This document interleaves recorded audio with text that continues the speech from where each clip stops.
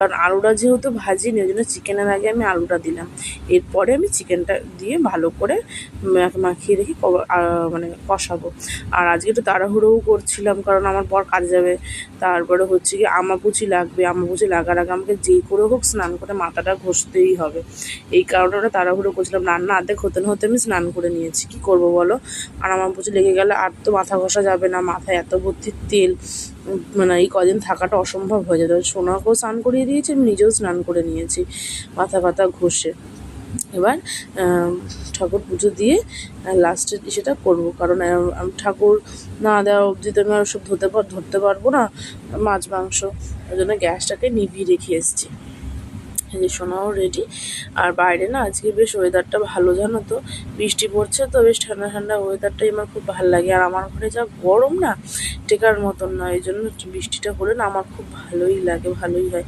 আর শীতকালে মারাত্মক ঠান্ডা, শীতকালে এত ঠান্ডা যে আমার টিন ঘেমে জল পড়ে। তোমাদের সাথে শেয়ার করবো ওখানে একবার ভিডিও, যদি মনে থাকে, ঠিক আছে। তো এই যে আমি দুপুরে পুজো বলতে আমি তো এখনও মানে জল ফুল দিতে পারিনি, কারণ আমি শোকেসের উপরে ঠাকুর একটা সাইডে রেখে, যেহেতু এই জন্য শুধু ধূপ ধুনো গঙ্গা জল ছিটিয়ে ঠাকুর কোনোরকম দিচ্ছে। একটা ছোটো সিংহাসন কেনার ইচ্ছা আছে খুবই শিগগিরই, যদি অবশ্যই সবার আশীর্বাদ থাকে আমি ঠাকুর তাড়াতাড়ি পারবো। একটা সাইড মতন সেট আপ করে একটা সিংহাসন হয়েছে। আমার সব কমপ্লিট। আর একটুখানি পরে আমার পুচি লাগবে, তখন আমি বড় মার মুখটা ঢেকে দেবো কাপড় দিয়ে।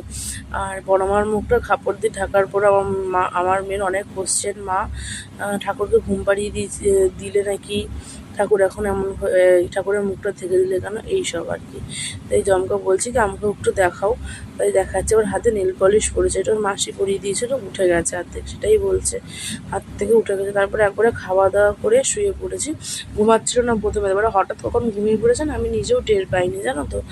এই যে দেখো ঘুমিয়ে পড়েছে, ঘুমিয়ে পড়লে কত ঠান্ডা, কত কিউট, তাই না বলো।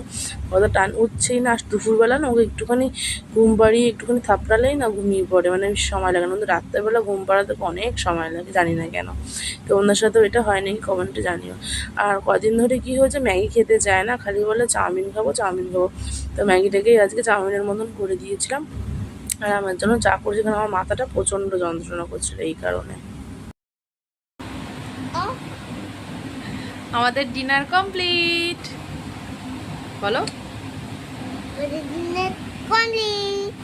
আমাদের ডিনার কমপ্লিট। তুমি কি দিয়ে ভাত খেয়েছো? আমি মাংস দিয়ে। ওইদিকে তাকিয়ে বলো। মাংস দিয়ে। মাংস দিয়ে ভাত খেয়েছি, আমিও মাংস দিয়ে ভাত খেয়েছি। তাই? হ্যাঁ।